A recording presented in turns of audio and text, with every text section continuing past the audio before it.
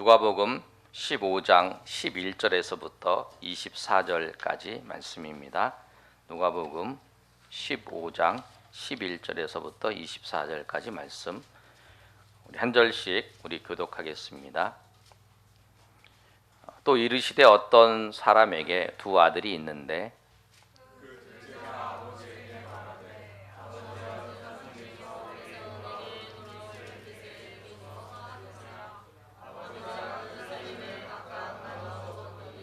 그 며칠이 안 되어 둘째 아들이 재물을 다 모아가지고 먼 나라에 가 거기서 허랑방탕하여 그 재산을 낭비하더니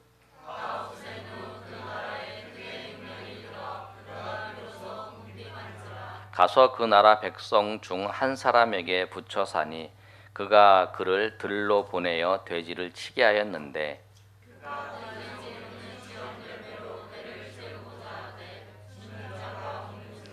이에 스스로 돌이켜 이르되 내 아버지에게는 양식이 풍족한 품꾼이 얼마나 많은가 나는 여기서 줄여 죽는구나.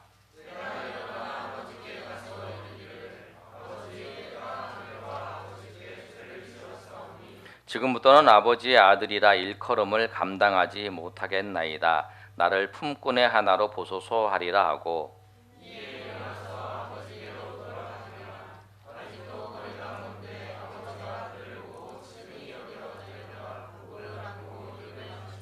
아들이 이르되 아버지 내가 하늘과 아버지께 죄를 지었사오니 지금부터는 아버지의 아들이라 일컬음을 감당하지 못하겠나이다 하나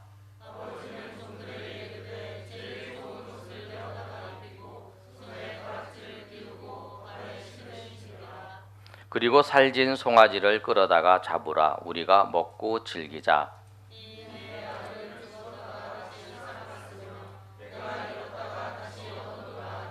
그들이 즐거워하더라. 아멘.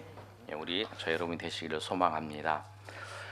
우리가 이 말씀 교회에 출석을 하셔서 예배를 참여하신 분들은 많이 들어보셨을 거예요. 한 아들이 있는데 이 아들이 한 집에 두 번째 아들이에요. 첫째 아들이 있고 두 번째 아들이 있는데 이 두 번째 아들인 이 아들이 아버지한테 멀쩡한 아버지한테 찾아와서 아버지 가지고 있는 재산이 있는데 어차피 돌아가실 건데 나 주세요. 내가 해당하는 그 분량을 나에게 주세요. 그래갖고 아버지가 이제 그 재산을 줍니다. 재산을 줘서 이 아들이 그 재산을 가지고 먼 나라에 가서 허랑방탕하게 살다가 쫄딱망하고 그래서 자기가 베풀어 준 사람들이 있는데 그 사람들도 자기를 돌봐줘야 되는데 흉년까지 들어서 자기가 얻어먹은 사람들이 도와주지 못해요. 흉년이 들어서 이제 할 수 없이 돼지 열매를 이제 돼지를 치는데 돼지가 먹는 열매가 있는데 그 열매를 먹으면서 살다가 이제 아버지께로 이제 돌아오는 거예요.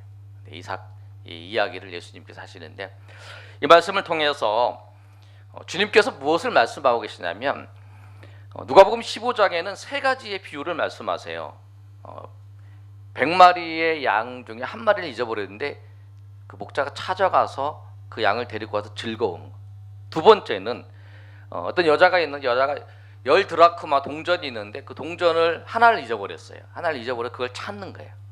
그리고 세 번째 예수님께서 말씀하신 이 내용은 두 아들이 있는데 두 아들 중에 하나를 잊어버렸다가 다시 찾는 거.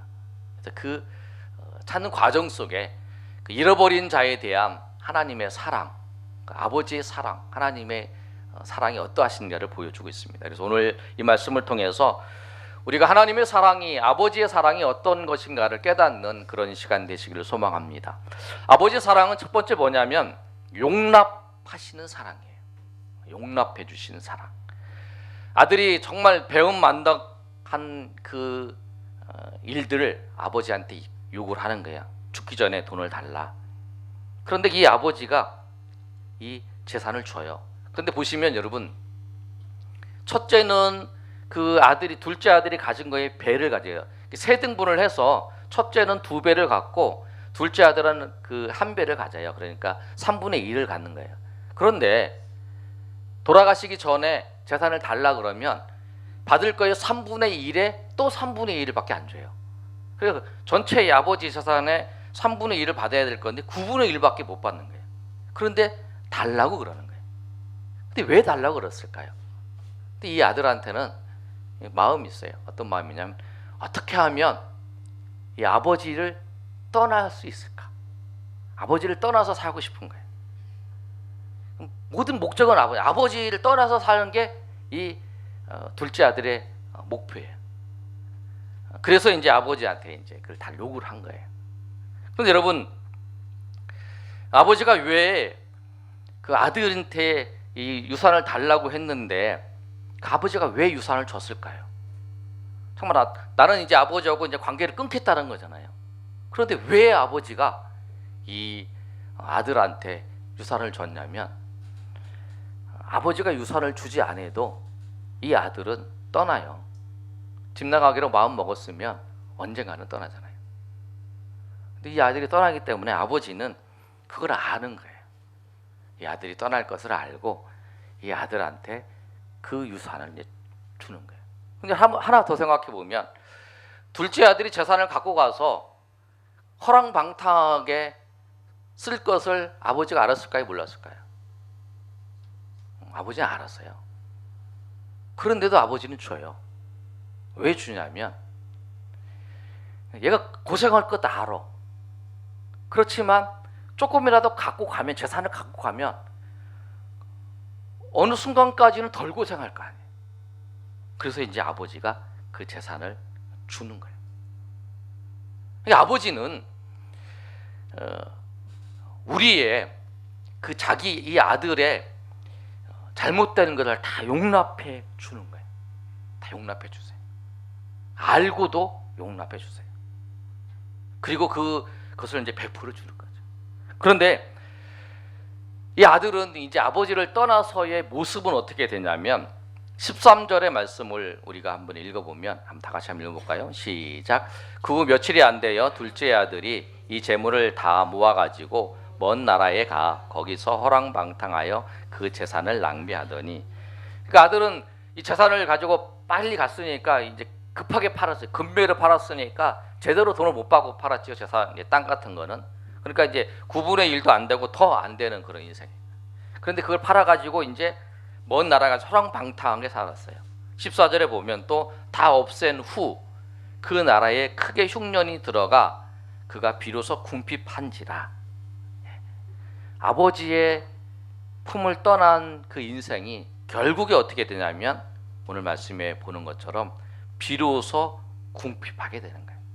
여러분, 하나님을 떠난 인생은 결국이 뭐냐면 궁핍과 방탕이 찾아오는 거예요. 하나님을 떠나서 아버지를 떠나서 이 아들은 내가 하고 싶은 거 다 한다는 거예요. 아버지가 내가 이걸 하려고 하면 아버지 때문에 못한 것도 있어요. 그러니까 내가 하고 싶은 대로 다 하고, 내 인생은 아버지를 떠나기만 하면 내 인생은 핀다고 생각하는 거예요. 내 인생의 모든 것은 아버지가 가로막고 있어. 아버지가 뭐라고 그러지? 아버지만 없으면, 그리고 나한테 내가 할 수 있는 재산만 있으면 나는 뭐든지 다 할 수 있다고 생각하고 아버지를 떠난 거죠. 그래서 그게 목적이죠. 내가 지금 좀 재산이 9분의 1밖에 없지만 그거를 더 팔아서 이제 뭐 10분의 1 더 적게 되겠죠. 그렇지만 내가 이걸 가지고 아버지 품만 떠나서 내가 이걸 가지고 하면 내가 모든 걸 다 할 수 있다고 생각을 했는데, 그것의 결국은 뭐냐면 불행한 삶이 되는 거예요. 여러분, 하나님을 떠난 삶은 불행한 삶입니다. 하나님을 떠난 인생은 불행한 인생이 되는 거예요. 하나님이 없는 삶이 생각하기에는 좋고 기쁘게 느꼈을지라도 결국에는 하나님을 떠난 삶이 고통적 삶이고 절망의 삶이 될 수밖에 없어요. 우리 여러분, 태풍 같은 거 불면은 그 나무가 뿌리에 뽑혀져 있는 거 있잖아요. 처음에 뿌리 뽑혔을 때는 싱싱해요. 그러나 뿌리가 완전히 뽑혀버리면 이게 말라가요. 어항 속의 물고기, 이제 여러분 제가 그림을 보니까 그런 게 있더라고요. 어항 속에 물고기 있는데 막 뛰는 거예요. 막 뛰다가 이게 힘이 세가지고 툭 뛰어가지고 이제 어항 속에 바깥으로 딱 떨어지는 거예요. 그러면 나는 이 어항 가운데 살다가 더 넓은 세계로 갔다고 생각하지만, 결국 이 어항 속으로 나가면 그 물고기는 죽을 수밖에 없는 것처럼 우리 인생은 그렇게 되는 거예요. 근데 하나님은 그런 인생 그렇게 알고 있지만 그거를 용납해 주신다는 그 아버지의 사랑이에요. 그 용납해 주시는 아버지. 여러분, 그래서 여러분이 하나님으로부터 떠나 있다면, 내 삶이 하나님으로부터 떠나 있다면, 여러분 하나님으로부터 떠나 있는 그 삶에서 돌이켜서 하나님 앞에 나오시는 저 여러분이 되시기를 소망합니다. 주님을 떠난 인생은 절망적인 인생이 될 수밖에 없어요. 여러분, 주님이 용납해 주시지만 주님 앞으로 떠났다면 주님 앞에 돌아오셔서 그 풍성한 주님의 은혜를 경험하시는 저 여러분 되시길 소망하고요. 두 번째로 이 아버지 사랑은 어떤 사랑이냐면 기다리는 사랑이에요. 여러분, 이 아들이 당신과 나는 관계가 끊는다 그래서 다 끊어버린 게 아니라 정리를 한 거잖아요. 그러면 이렇게 정리하고 그냥 끊어버리는 거 쉬워요. 용납하고, 그래 너는 너 갈 길 가, 나는 내가 갈 길 가겠다. 그거 쉬워요. 우리 관계도 그러잖아요. 딱 끊어버리고 난 다음에 쉬워요. 근데 뭐가 어렵냐면 기다리는 거예요. 기다리는 거예요.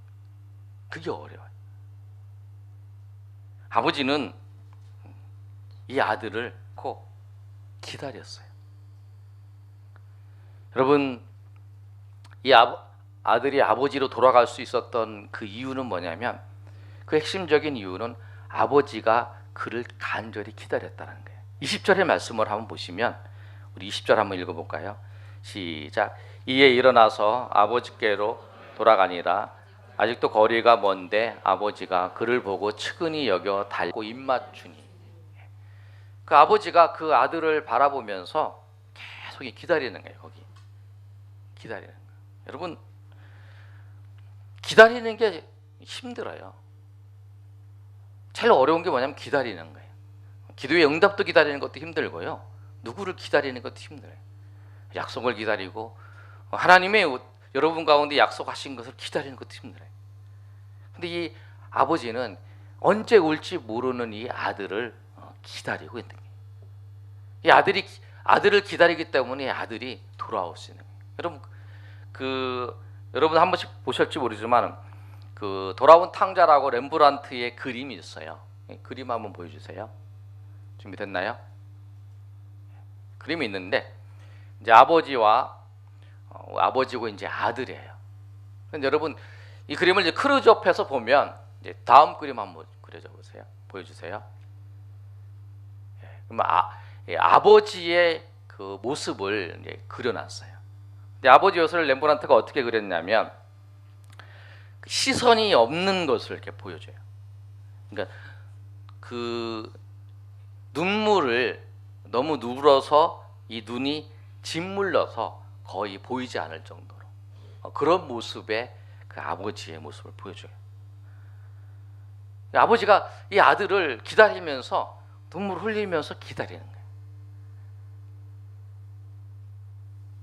그러니까 아들은 자기의 길을 떠나서 갔지만 그 용납하면서 아버지가 그 다음부터 겪어야 될 것은 뭐냐면 이 아들을 기다리면서 눈물 흘리면서 그 아들을 기다리고 있는 그 아버지가 있는 거예요.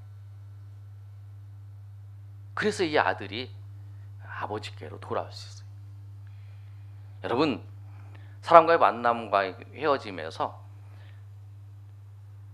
돌아가려면 두 가지 조건이 만족돼야 돼요. 상대방이 기다려줘야 돼요.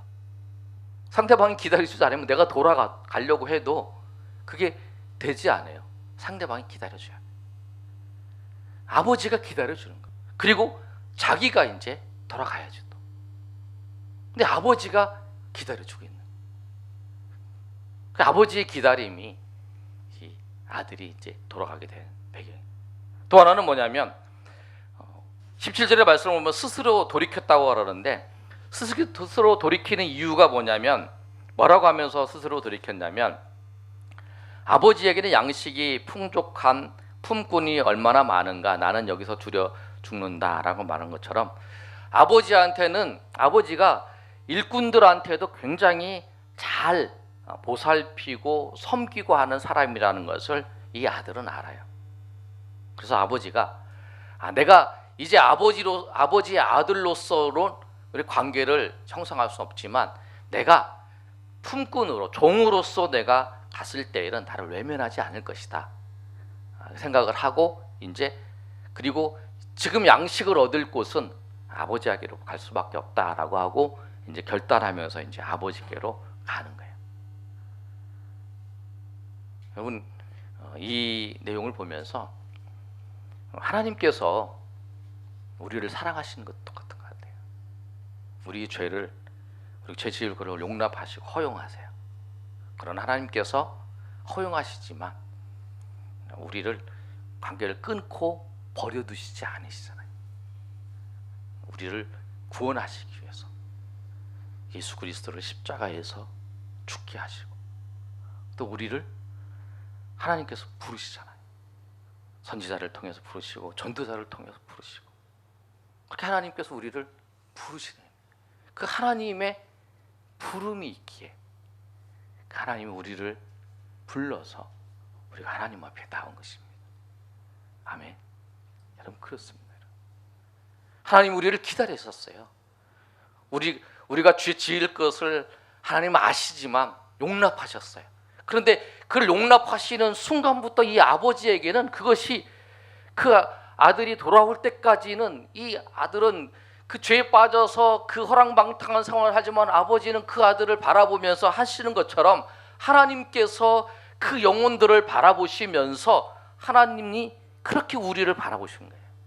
그래서 이 잃어버린 그 비유를 통해서 돌아왔을 때의 기쁨을 말씀해 주는 거죠. 우리가 그런 사랑을 받은 존재라는 것을 여러분 꼭 기억하시길 바랍니다.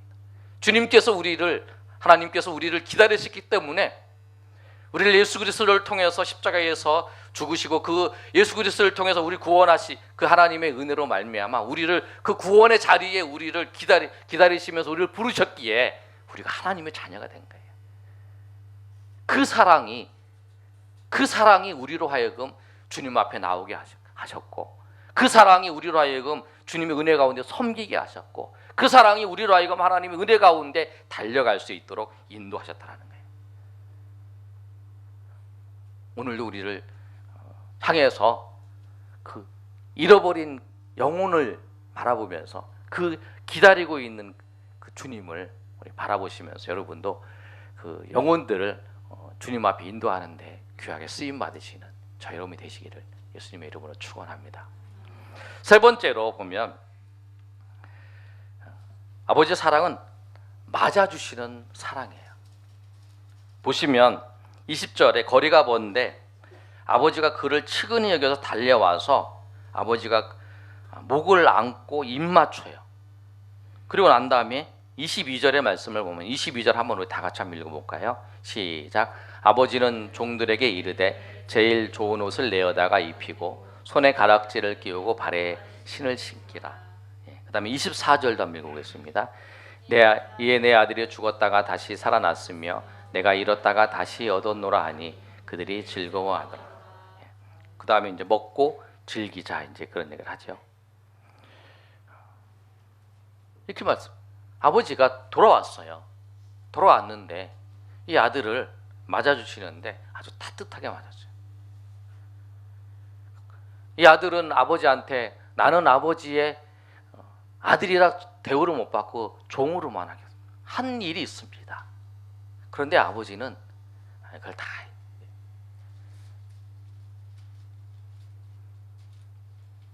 없애주는 거예요. 그리고 맞아주는 거예요. 우린 그렇잖아요. 저 사람이 나한테 잘못하면 생각하고 있어요. 그리고 그 이제 옛날에 그랬지. 근데 이게 그 공대 이제 공과대 자동 메커니즘이에요. 이게 그냥 자동적으로 생각나요. 자동적으로 생각나서 옛날에 그랬는데 그리고 한 번 할 때마다 이게 축적이 돼요. 그리고 이제 그거 안 잊어버려요 절대. 그런데 아버지는 안 그래요. 아버지는 돌아와서 이 아들이 근데 이 아들한테 그렇게 해도 그 아들은 할 말이 없어요. 그냥 자기가 한 게 있잖아요. 근데 아버지는 안 그러신다. 아버지는 딱 내려놓고 그 아들을 옷을 입히고 한다는 것은 신분을 회복시켜 주는 거야. 그렇게 하신다. 하나님은 우리를 그렇게 사랑해요.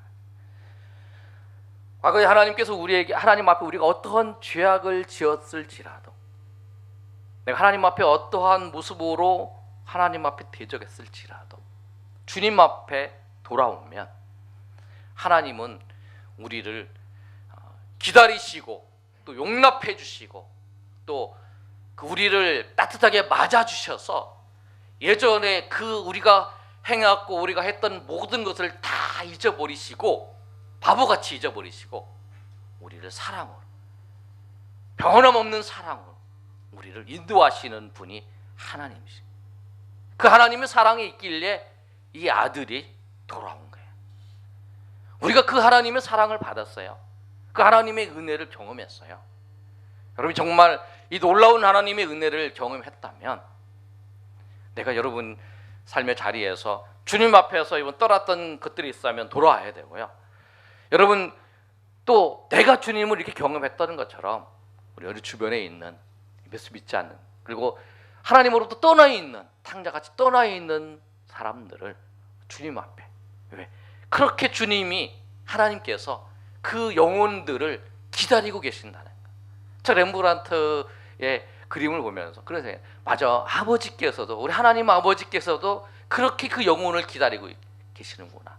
그래서 그 하나님께서 그 예수 그리스도를 십자가에서 죽이시고 그 십자가에서 우리의 죄를 사하시기 만큼 우리를 사랑하시고 우리를 기다리고 계시는구나라고 하는 것을 우리가 더 깊이 깨닫게 되는 거예요. 여러분 그 사랑을 여러분이 먼저 하나님의 은혜 가운데 경험하시기를 바라고요. 여러분 그 사랑을 통해서 여러분 나눠줄 때에 하나님의 사랑과 하나님의 은혜가 여러분을 통해서 주의 사랑이 더욱 증거되고 경험되는 그런 역사가 있기를 예수님의 이름으로 축원합니다.